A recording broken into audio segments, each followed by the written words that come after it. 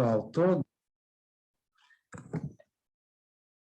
que foi a questão da sobredeterminação, que é uma, e, na verdade, é um conceito que eu não pretendo, digamos assim, explorar muito, porque a sobredeterminação seria mais ou menos o seguinte: dado que há sobredeterminação, então algo como a psicanálise é possível.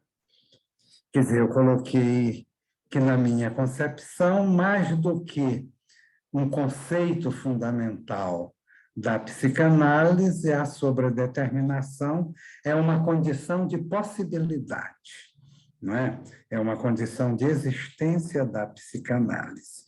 É porque a associação nunca é completamente livre que a regra da livre associação é possível. Porque se a associação fosse completamente livre, se fosse tudo casual, então não seria possível, não faria nenhum efeito você pedir que o sujeito associasse. Então, é porque há uma sobredeterminação psíquica que é, inclusive, possível no campo da psicanálise. De modo que me parece mais uma condição de possibilidade e de efetividade de algo como um campo psicanalítico do que propriamente um conceito fundamental.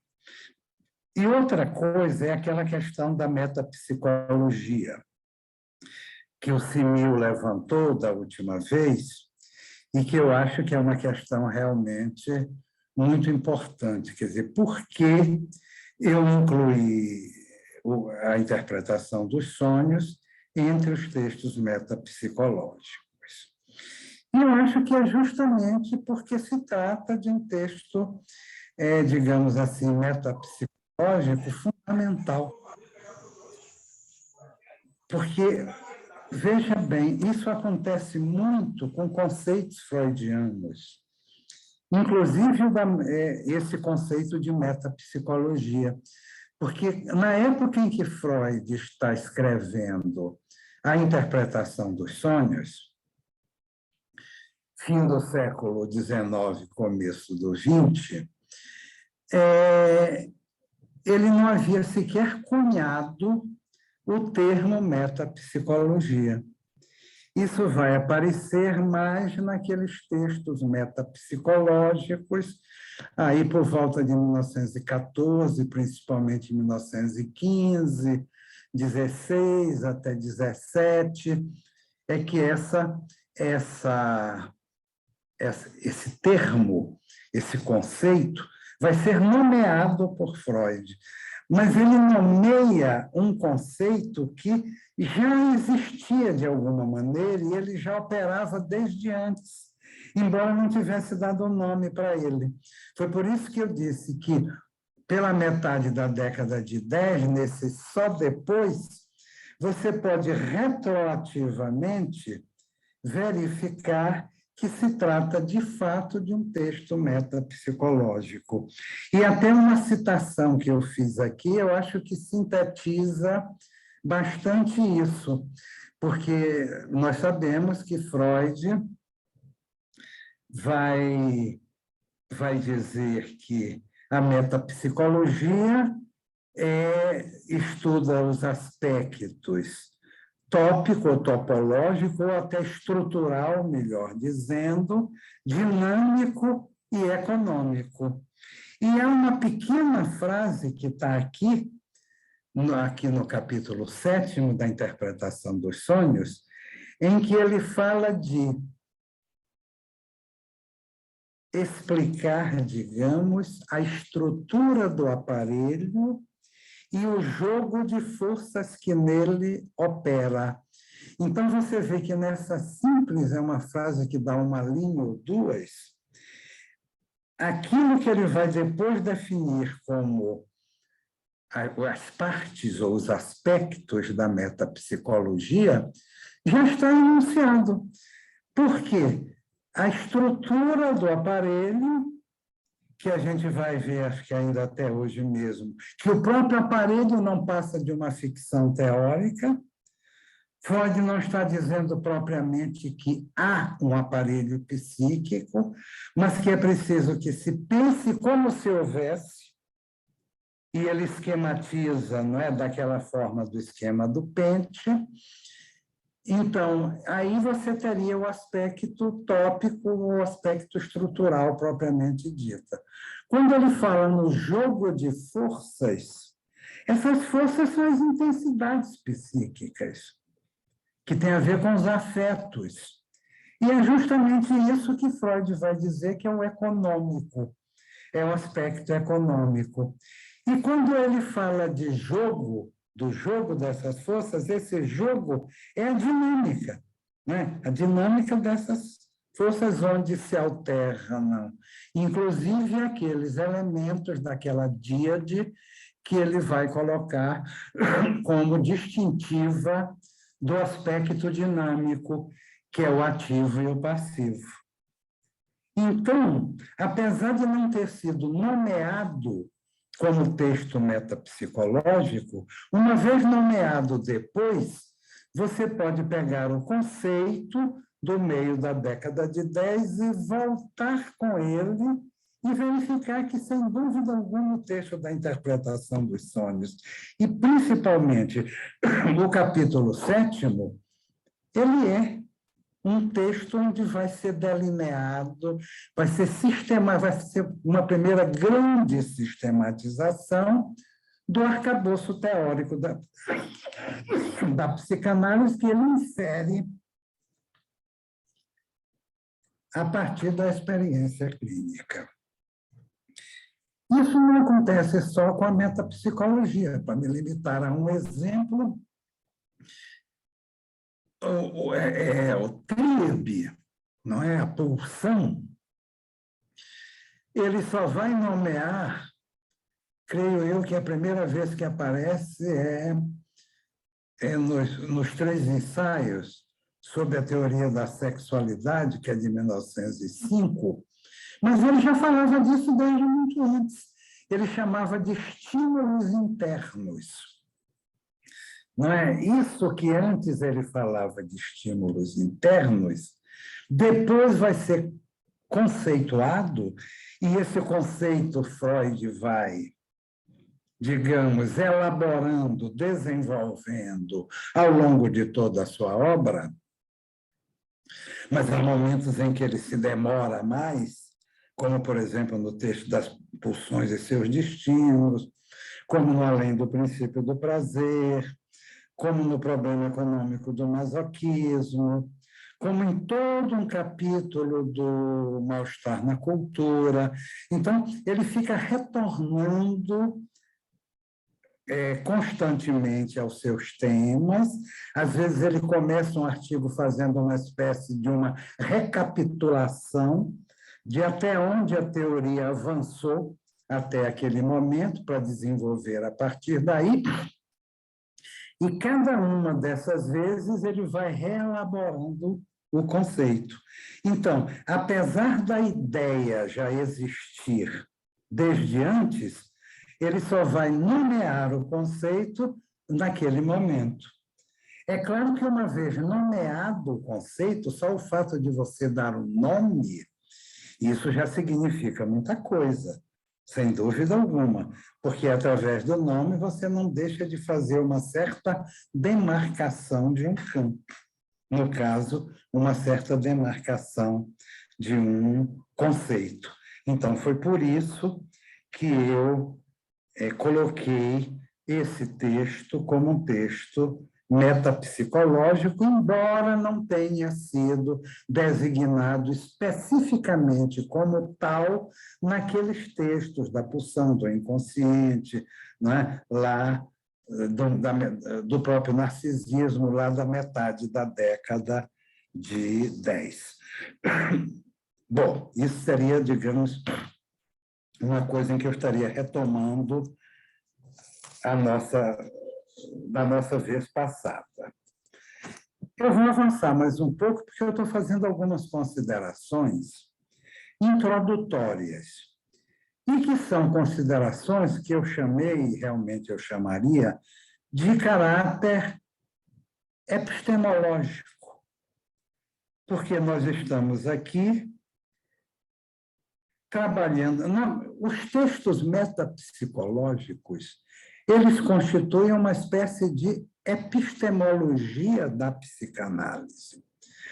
Eles são não apenas a construção da teoria, como ao mesmo tempo de uma epistemologia, porque Freud está o tempo todo refletindo sobre a sua própria descoberta, sobre a sua própria, digamos, invenção, inclusive no sentido etimológico da palavra, do verbo inventar, que quer dizer justamente descobrir, achar.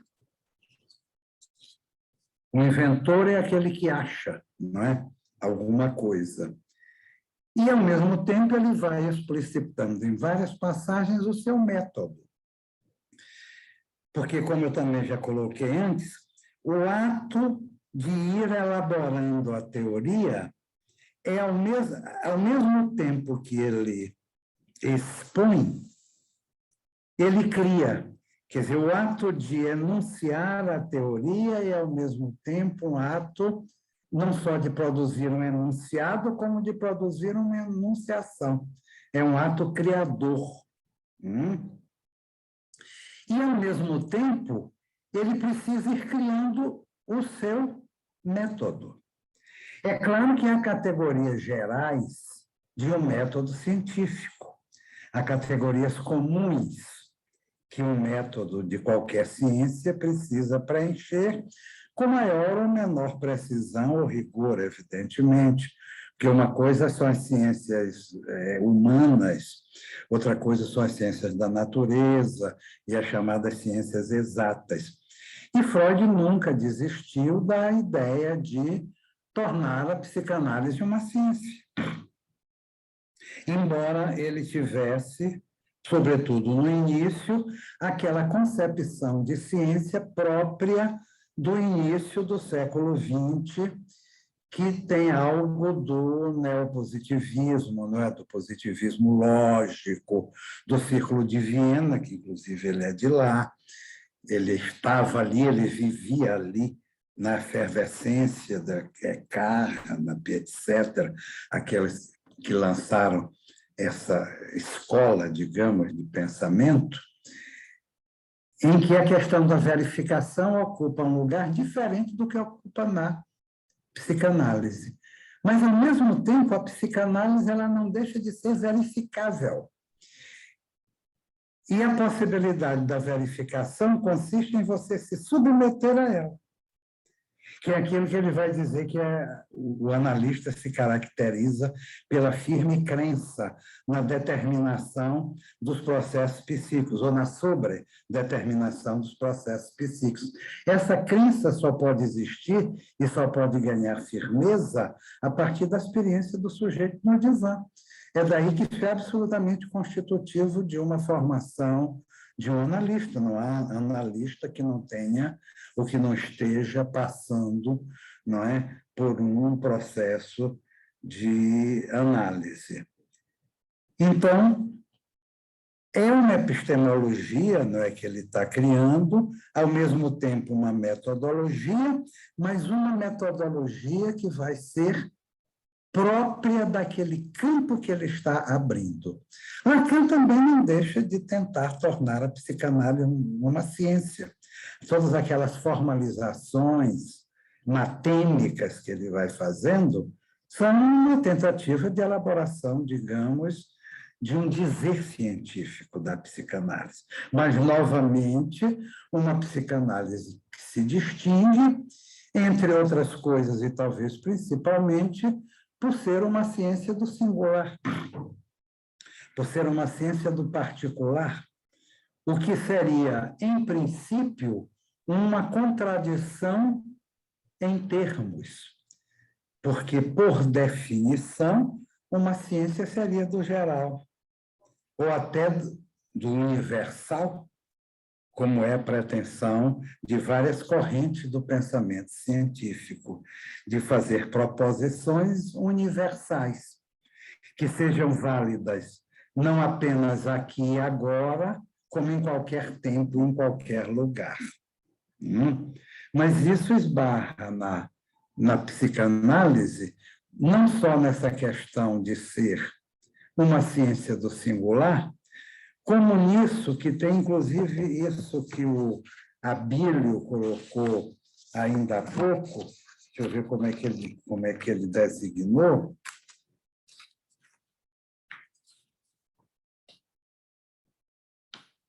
como significante autossuficiente. Quer dizer, a impossibilidade desse significante autossuficiente, que seria que tanto nós poderíamos chamar de primeiro como de último, porque seria um significante do qual tudo proviria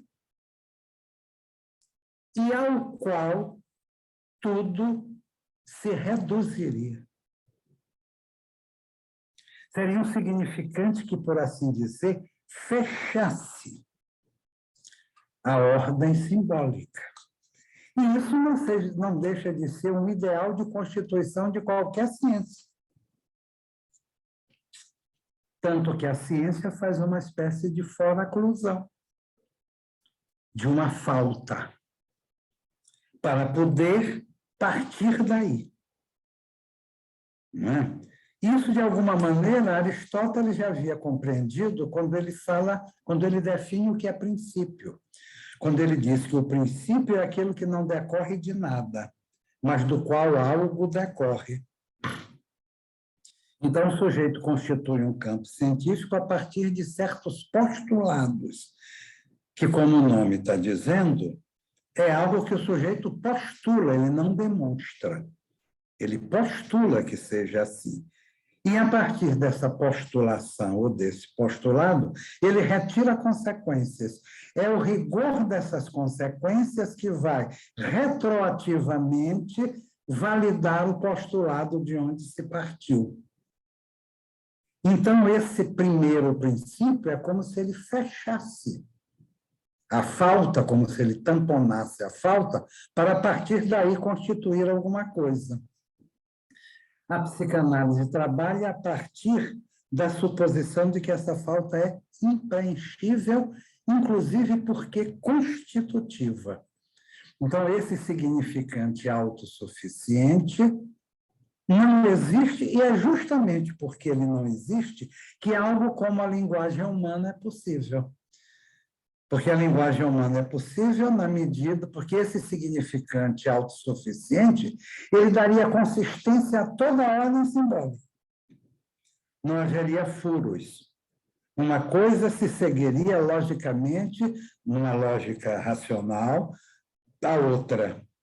Então, a cadeia seria uma cadeia completa. Isso não existe no campo de nenhuma ciência, ainda mais na psicanálise. E não existe no campo de nenhuma ciência porque a falta é constitutiva da ordem simbólica enquanto tal, e não apenas do campo da psicanálise.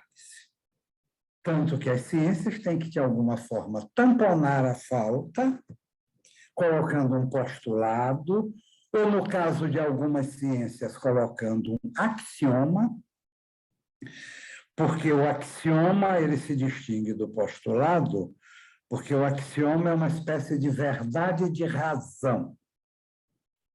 Por exemplo, o todo é maior do que a parte. Mas, mesmo isso, as matemáticas modernas já desconstruíram de algum modo. Ou então, por exemplo, duas coisas iguais a uma terceira são iguais entre si. Isso seria, digamos assim, uma verdade de razão. Se A é igual a B e B é igual a C, então, necessariamente, A é igual a C.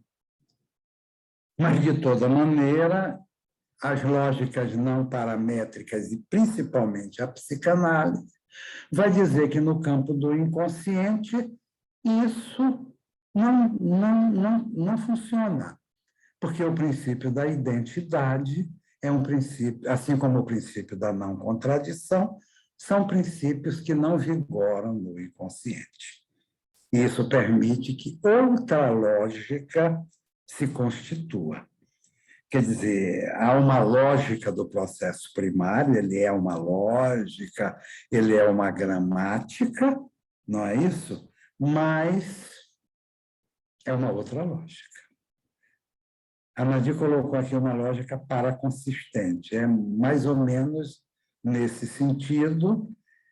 No campo da lógica, isso se chama de lógica paraconsistente. No campo da psicanálise, não é exatamente a mesma coisa, porque entra a questão do inconsciente. Então, aí, nós já diríamos processo primário. Bom, eu estou aqui meio que pensando no tempo, para a gente ter condições de propor algumas questões. Eu poderia levar mais uns 20 minutos, talvez, para dar tempo da gente conversar um pouco depois, não é? Porque eu não tenho que necessariamente colocar tudo que eu trouxe para hoje. Vamos, então, avançar um pouco. O que é um sonho? Eu, inclusive, fechei a última exposição com essa pergunta. Só o fato de perguntar o que é o sonho já supõe que o sonho é alguma coisa, ou a expressão de alguma coisa. Consequentemente, os sonhos existem. Mas qual é a sua ordem de existência? Qual é a sua ordem de realidade? No primeiro item do capítulo 7º da Interpretação dos Sonhos, que é intitulado O Esquecimento dos Sonhos, Freud começa rebatendo objeções em relação à possibilidade de o sonho ser objeto de um estudo científico, ou pelo menos de um estudo teoricamente sério, digamos assim. Então, levanta uma série de objeções, que o sonho é sempre permeado de dúvida, que o sonho é inapreensível. E onde as pessoas veem impedimentos para que o sonho constitua objeto de um estudo teoricamente sério, Freud vê longe de impedimentos condição de possibilidade. É porque os sonhos portam toda essa indeterminação e é por isso que eles podem ser objeto de um estudo de uma disciplina como a psicanálise. E, na verdade, só numa disciplina como a psicanálise, os sonhos podem ocupar esse lugar que ocupam na teoria freudiana e na teoria psicanalítica em geral. Então, a ordem de realidade dos sonhos implica em que o próprio conceito de realidade sofra uma transformação. Quer dizer, quando se pergunta qual é a realidade dos sonhos, é preciso se indagar imediatamente de que realidade você está falando, de que realidade se trata. Freud traz o conceito de realidade psíquica, não é? Inclusive, a última seção do capítulo 7º, ele vai falar disso, não é? Ora, a realidade psíquica, o propriamente psíquico é inconsciente. Então, quando se fala em psíquico, no sentido forte do termo, em psicanálise, se fala de inconsciente. Porque o propriamente psíquico é inconsciente. Então, é dessa realidade outra que se trata. E se quer fazer uma epistemologia da psicanálise, como Freud vai fazendo, às vezes sem nem se dar conta propriamente de que é uma epistemologia que ele está fazendo, é preciso também se indagar de que epistemologia se trata. Porque o próprio conceito de epistemologia se modifica quando se toma por objeto a psicanálise.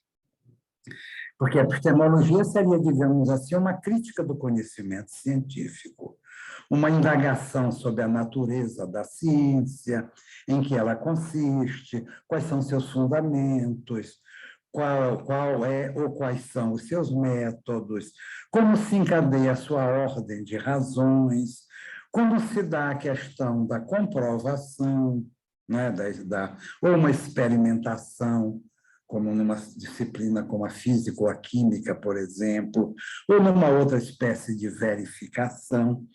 Mas um conhecimento precisa, em princípio, ser verificável. Em psicanálise é de uma outra espécie de verificação que se trata. Então, o próprio conceito de epistemologia não é o mesmo quando se trata da psicanálise. Lacan, eu não me lembro aqui, mas eu tenho isso anotado,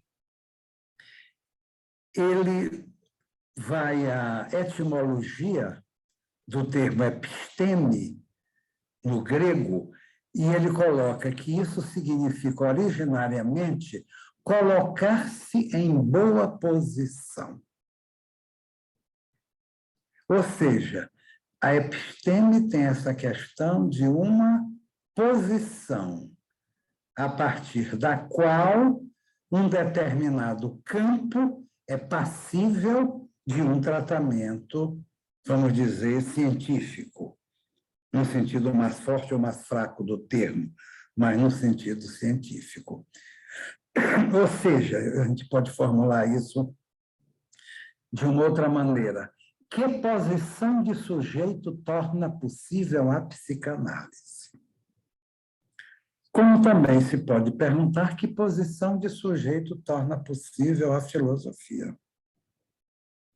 Não é qualquer posição de sujeito que torna a filosofia possível. É muito aquela posição em que Sócrates se coloca quando ele diz que sabe que não sabe.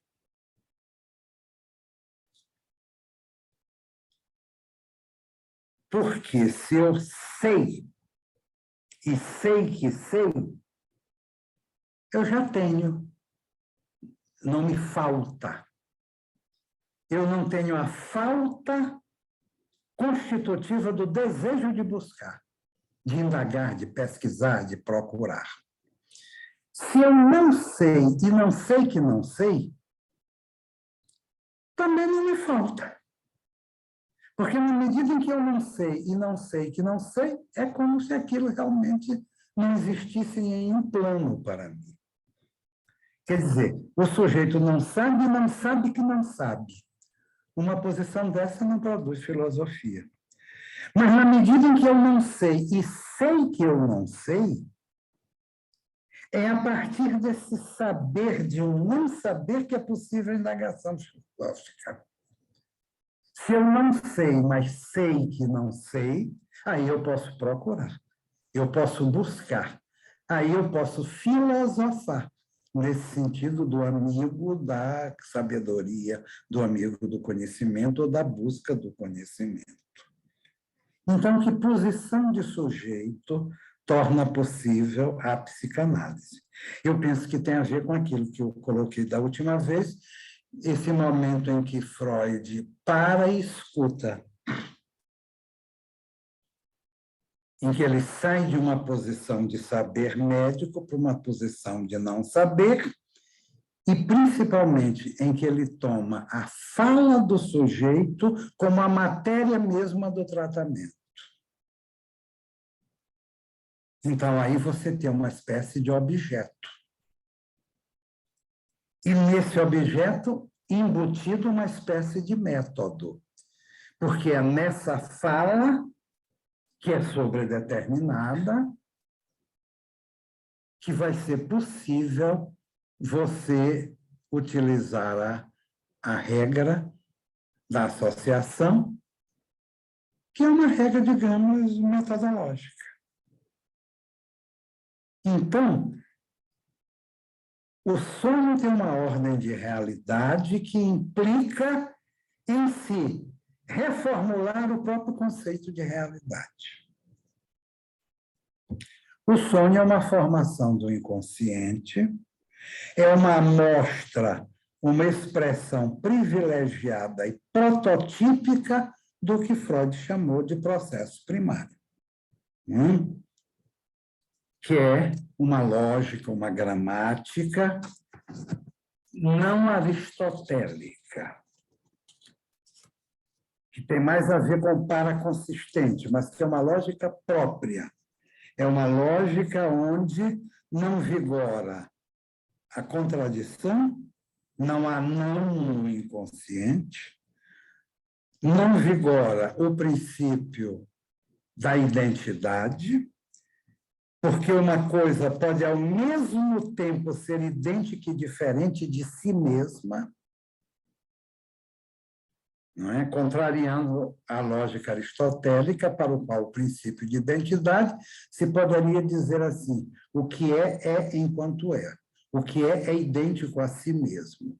Enquanto é, porque ele pode se mudar, pode se modificar depois. Mas, naquele momento, o que é idêntico a si mesmo.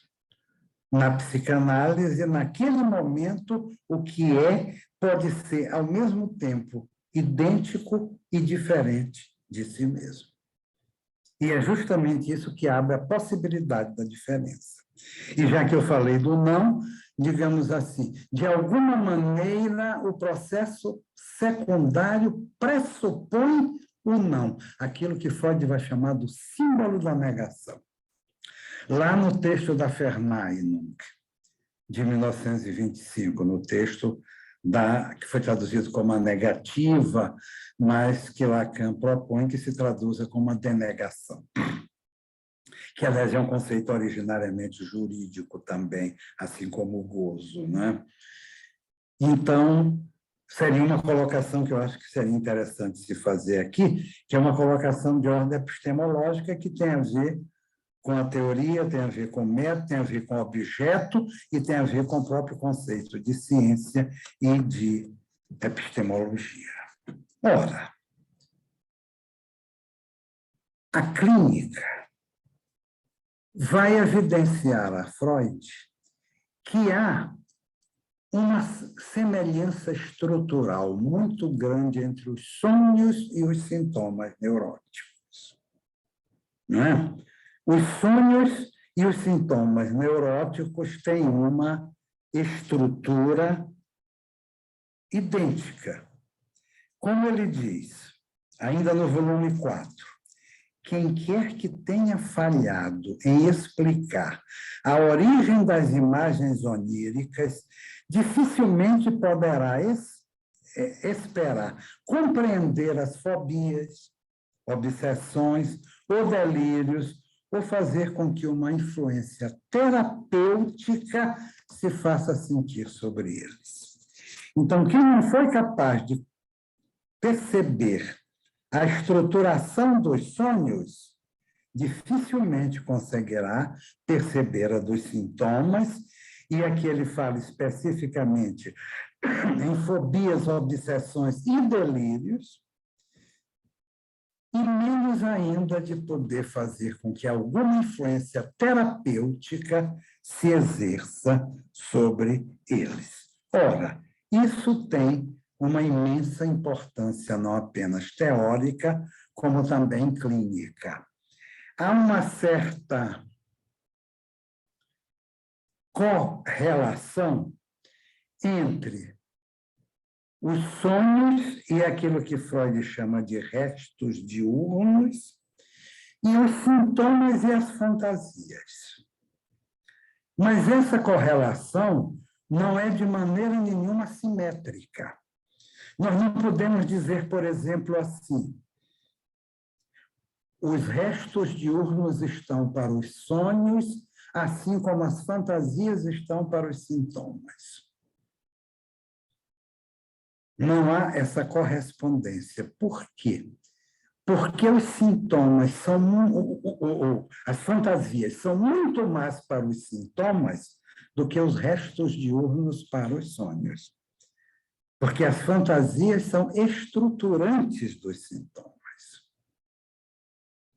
E os restos diurnos, eles são, de alguma maneira, elementos dos sonhos, mas não propriamente estruturantes, porque a estruturação do sonho se dá na questão do desejo recalcado, de fantasias recalcadas, mas, de toda maneira, há mais ou menos essa correlação, de um lado entre sonho e resto diurno, do outro lado entre sintoma e fantasia, sendo que o papel da fantasia no sintoma é muito mais determinante do que do resto diurno no sintoma.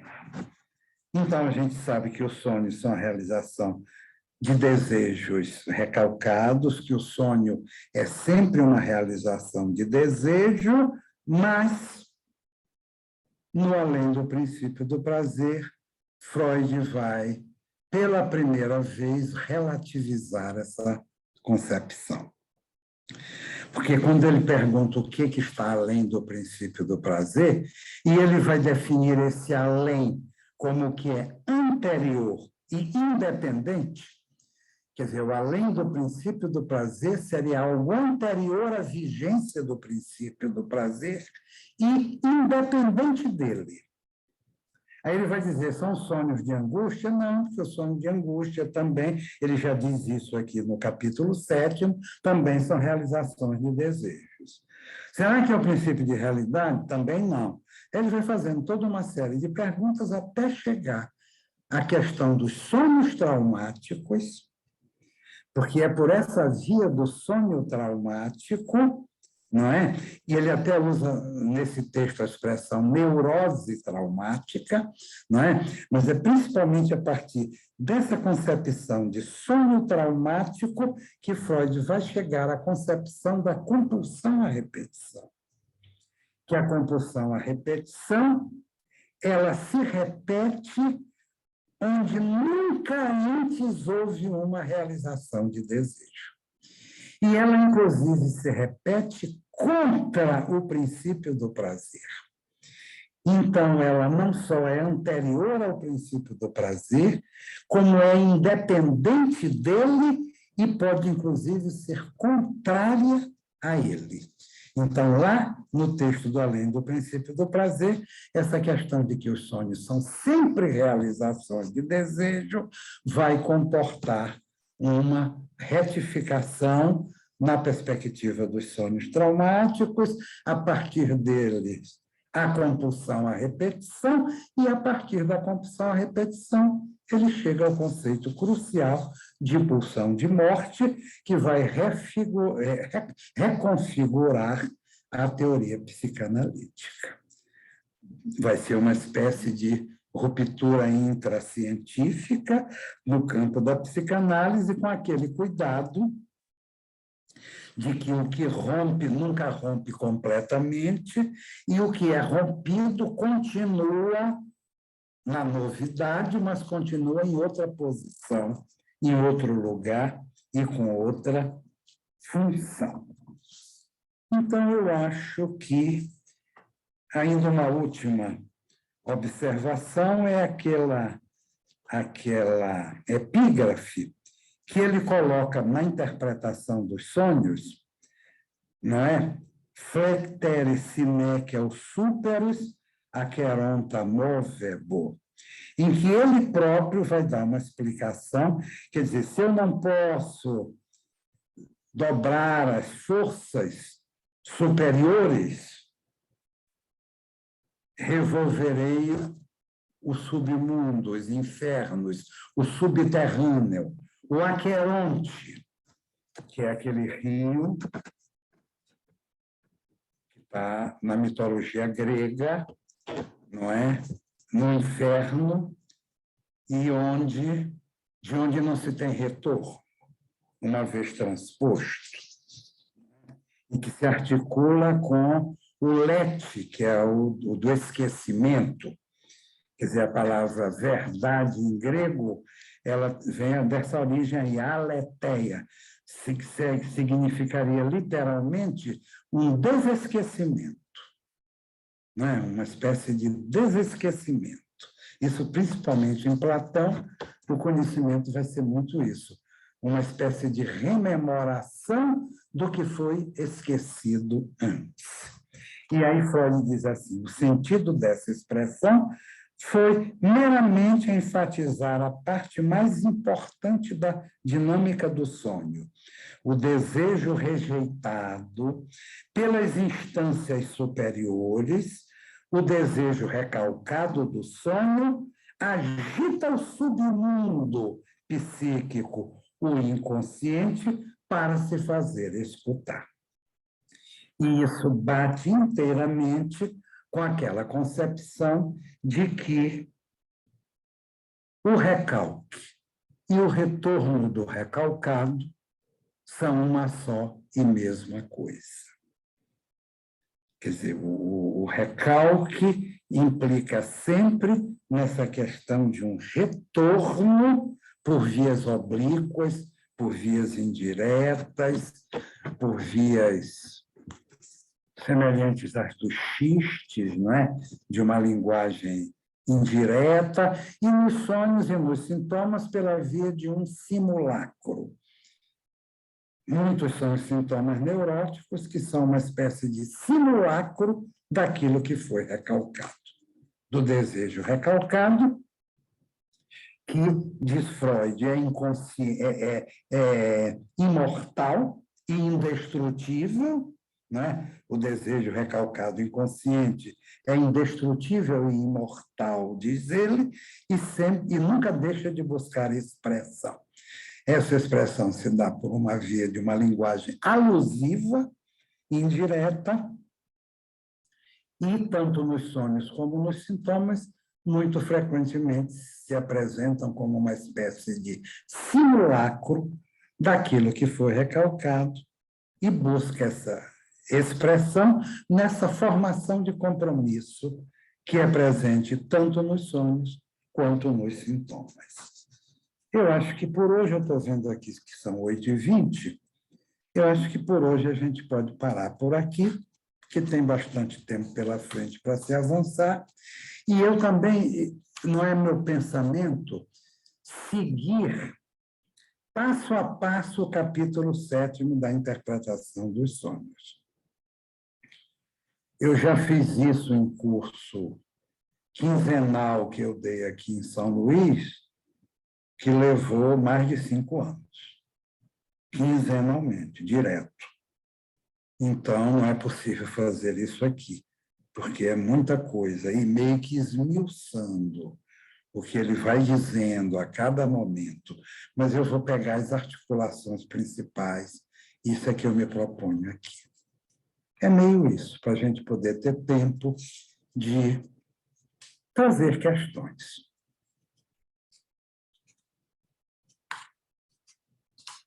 Eu vou até abrir o chat aqui também para eu olhar.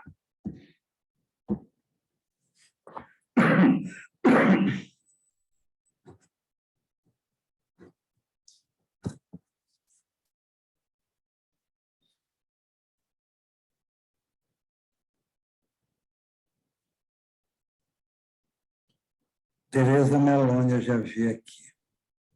Pois é, eu tinha pensado, Agostinho, a sua apresentação é tão assim, palpável, palatável, que não atiça a gente não fica assim aflito para fazer questões. E aí eu pensei, já que eu falo sempre, todas as pessoas que quero logo falar, vou deixar para depois, mas aí ninguém se apresentou. Então, assim, né, uma questão que me ocorre, eu estou partindo, né, até você agora, no final, falou da questão das fantasias, a relação das fantasias com o sintoma, dos restos diurnos com o sonho. Mas eu estou partindo também de uma certa influência ou participação da estruturação da fantasia como aquilo que Freud chamou de uma outra cena sobre o acontecimento, tomando aí o acontecimento como um real que se dissipa, o que fica é essa outra cena, ou essa construção fantasmática daquilo que foi o acontecimento. que a gente pode tomar como traumático, digamos assim. Então, eu estou partindo de que isso está presente no sonho. Bom, aí eu fiquei pensando que, assim, quão foi difícil para Freud, sem a noção de significante, ele incluir, eu não sei se ele incluiu explicitamente, mas se eu estou partindo dessa inclusão, eu estou pensando que como deve ter sido difícil para Freud falar do sonho, como ele chega a falar dessa leitura como rebus, né? Aqueles, eu não sei se todo mundo sabe o que é rebus, é aquela fitinha que aparece para falar de sapato, aparece um pé, um sapo, um pato, e vai assim montando, quer dizer, uma leitura que, na verdade, não é uma leitura... Já Agostinho fala melhor do que eu sobre isso. Não é uma leitura gramatical, digamos assim, é uma leitura pictórica, né? Enfim, é isso que ele quis falar do sonho, e deve ter sido muito difícil falar do sonho.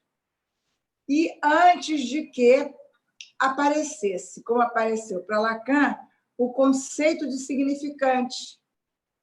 Então, a minha questão, se você pode falar, concordar ou ilustrar melhor, é se o conceito de significante veio favorecer, né, essa tomada do sonho, incluindo essa questão da formação fantasística. Sim, ótimo. Ele não só vem favorecer, como ela vem colocar em outra perspectiva, numa lógica do significante.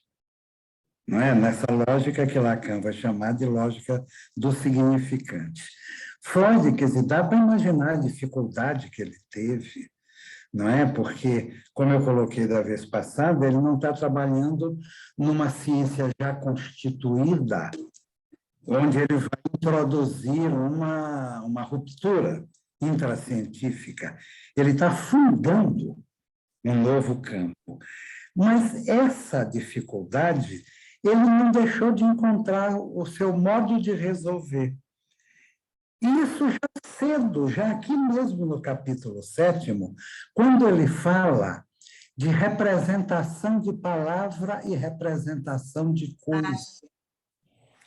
Quando ele fala de representação de palavra, que não é a mesma coisa do significante lacaniano, mas que foi, digamos, o conceito que Freud pôde forjar para dar conta do que ele pretendia dar, porque sem essa divisão ele não conseguiria dar conta do que ele pretendia dar. Então, a representação de palavra ele vai colocar como pré-consciente e a representação de coisa como inconsciente.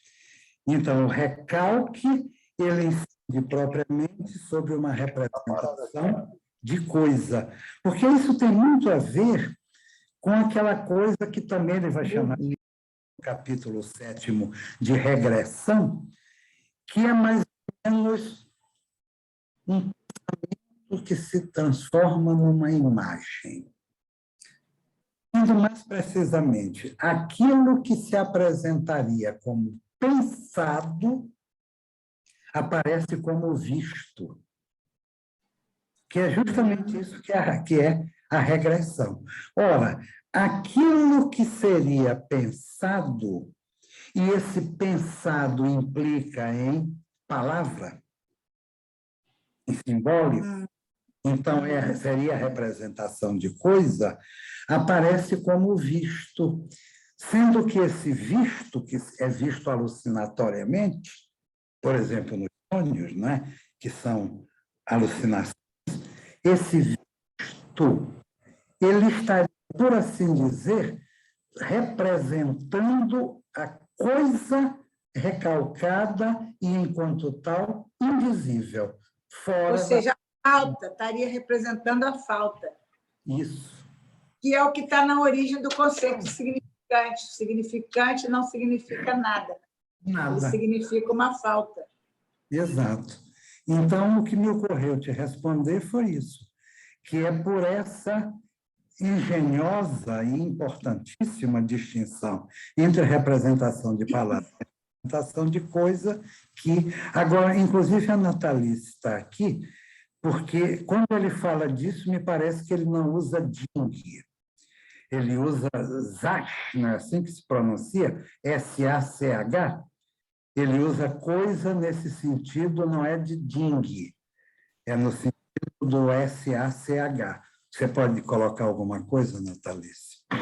Zach, Zach. isso. Zach é diferente de ding, né? Zach pode ser uma coisa, um objeto qualquer, mas ding é um pouco mais parecido com o thing do inglês, que é algo que você não consegue definir, né? E aí você se refere àquilo, né? Há mais de 2, 3 mil anos, quando ainda não existia a Alemanha, né? E sim grupos de ostrogodos, visigodos e tudo mais, quando eles se encontravam para decidir alguma coisa e tudo mais, eles se encontravam nesse ding, né? Então, para resolver alguma coisa e tudo mais. Mas ding é algo que é geralmente importante, mas que não se consegue definir. E zarra é, por exemplo, eu vou ao shopping e eu não sei o que eu vou comprar. Mas eu vou comprar eine Sache, também definido, mas eu sei que é um objeto, alguma coisa, não é tão subjetivo quanto ding. Ficou um pouco claro? Ficou. Ou continuou mais ou ficou mais confuso? Não, para mim Muito bom, muito bom. Mas é porque ding é mais subjetivo do que zarra, né? sim. Por exemplo, Zach. na minha bolsa tá cheio de zarra, Coisinhas, sempre né? cheio de Coisinhas. zarra. Pronto. Isso, umas coisas e tal, né? Coisinhas, né? É. Enquanto o Ding tem a ideia de conceitual, a coisa enquanto conceito de coisa, né? Isso. Coisinhas, qualquer coisinha. E uma ideia mais subjetiva, né? Ok. Muito bom. Ótimo. Eu vejo que está aqui Clara Chaves. Olá, professor, boa noite. Olá. Boa noite. Olá, Clara. Boa noite. Bem, a explanação ela traz muita informação, né? E assim, o que eu vou tentar reproduzir os significados que eu consegui aprender, né? Para tentar fazer uma reflexão. Quando o senhor traz a questão da necessidade primária, né, científica do homem, que eu acho que se assemelha muito à busca mística, né, desde dos primórdios, assim, com relação ao significante mestre, digamos assim, ou aquele significante ou signo autossuficiente, né? Talvez em razão da nossa necessidade de entender de onde a gente vem, para onde a gente vai, né? Então, me remeteu à questão do Bhagavad Gita e da sabedoria védica com relação ao signo do Om, né? Que é da onde tudo vem, de onde tudo veio, o princípio e o fim de tudo, né? Esse Om que tem uma conotação também de ressonância, né? E de vinculação a outras dimensões. O Om, no caso, então, como um símbolo da suprema personalidade de Deus, digamos assim, seria aquele que contém em si a pulsão de vida e a pulsão de morte juntos, né? E aí remete à questão, quando o senhor falou também do recalque e do recalcado, né? E o significado, assim, o que seria o indeferimento de nós mesmos, né? Nossa esfera metapsíquica que nos indefere a nós mesmos, né? A gente a gente fica nessa constância, né, de indeferimento e deferimento, do posso e não posso, o que é possível e o que não é possível fazer, né, como um eterno retorno. E esse nó, digamos assim, quando isso vira um nó, se transformaria no que a gente conhece como sintoma, e trazendo essa ideia para a relação, para a metáfora do rio, aquele substrato que, pelo correto, seria um fluir constante. Então, algo passaria por ele, teria o condão de ser, e não precisaria voltar mais. Só que, quando há um desvio desse substrato, necessariamente volta, né, a questão mal resolvida. E aí você está ali, aí você tem que repetir aquilo, né? E entra nessa questão, talvez, aí do... A gente está sempre sobre esse substrato, o on, né? Porém, há uma necessidade, em virtude de um intervalo que nos constitui como seres, né? Físicos, né? Constituídos de um corpo físico, né? Além do astral, do espiritual, que necessariamente nos coloca dentro desse impasse. Uhum. Muito interessante. Bom, eu não conheço, não é, esse campo védico que você invocou, mas, de toda maneira, no campo da psicanálise, só existe enquanto um mito, digamos, inalcançável. Porque, desde a origem, o que você tem é um sujeito dividido, é um sujeito cindido, é um sujeito clivado. Porque a própria ordem significante, como o sujeito é intervalar, como o sujeito está entre significantes, ele nunca é, digamos assim, uno consigo mesmo. Ele é cindido desde a origem. E aí eu insisto, origem mítica como toda origem. Desde a origem, você não tem, digamos assim, um originário que se cinde. Você tem algo já cindido desde a origem, na medida em que ele é no intervalo entre significantes. Eu veria mais ou menos assim no campo da psicanálise. Agora, haveria uma espécie de... às vezes até uma espécie de compulsão ao retorno a uma unidade perdida, mas a unidade que nunca foi tida. O sujeito perdeu aquilo que nunca teve. A perda já na origem. Isso torna ainda mais interessantes e complicadas as coisas. Perfeito, obrigada. Eu que agradeço. Bom, eu não sei se já chegou a hora, porque aqui eu estou vendo que são 20h37. De todo modo, a gente precisa seguir os tempos, né, cronológicos que a escola estabelece aí nas suas atividades. Eu acho que se pode parar por aqui. Ainda agora eu recebi um zap que o Alexandre mandou, e eu estou vendo aqui que no dia 4 de maio, às 19h30, é a próxima, não é isso?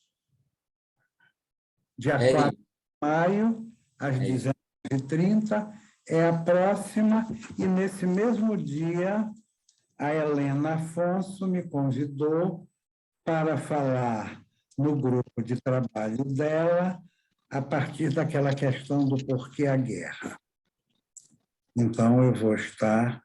Nem sempre eu posso estar desde o início, porque tem alguns pacientes que já fazem há tempos e tem um horário que não é fácil de mudar, porque para eles seria difícil mudar. E hoje, para mim, também houve uma coisa que eu fiquei até admirado de conseguir ler Não sei se é porque, em boa parte, isso já está também na minha cabeça, porque eu fiz antes uma dilatação de pupila, não é? Então, eu estou aqui sem conseguir, está tudo meio turvo aqui na minha frente, inclusive os semblantes de vocês e as letras, né? Mas deu para, como já faz algumas horas, ela já não está tão dilatada assim. Então, bom feriado, e quarta-feira, dia 5, vamos Muito estar obrigada. de novo. Muito Eu obrigada. que agradeço. Até a próxima. Muito Obrigada. obrigada. Muito Muito obrigada. obrigada, muito obrigada. Dankeschön. Obrigada. Dankeschön. Dankeschön. Obrigada, boa noite a Boa todos. noite Bom a feriado. todos. Boa noite, Obrigado Agostinho. a vocês Obrigada. todos. Boa noite, Agostinho. Maravilha. Boa noite. Obrigada. Muito bom, Agostinho. Boa noite. Obrigado, Ilka, Ah, a tchau. presença de vocês. Obrigada. Agora já estou conseguindo ver quais são todos os que estão. Então, boa noite. Até a Estaremos próxima aqui. Boa noite. Abração a todos e todas. para vocês.